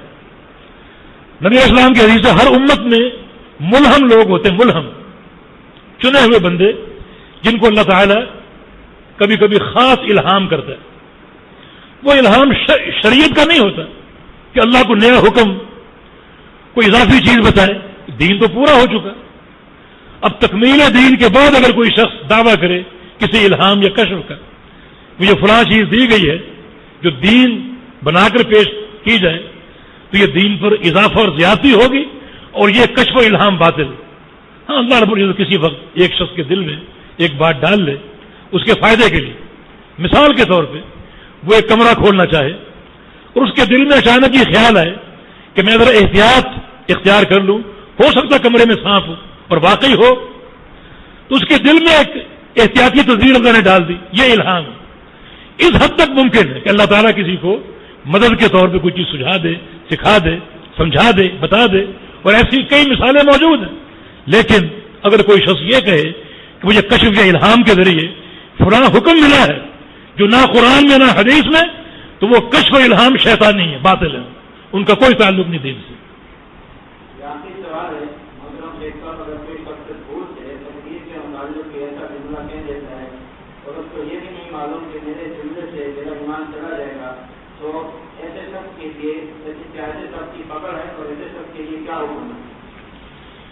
دیکھیں، بھول اللہ نے معاف کی ہوئی ہے، ان اللہ عفان امت النسیان، اللہ نے میری امت سے بھول کو معاف کر دیا ہے۔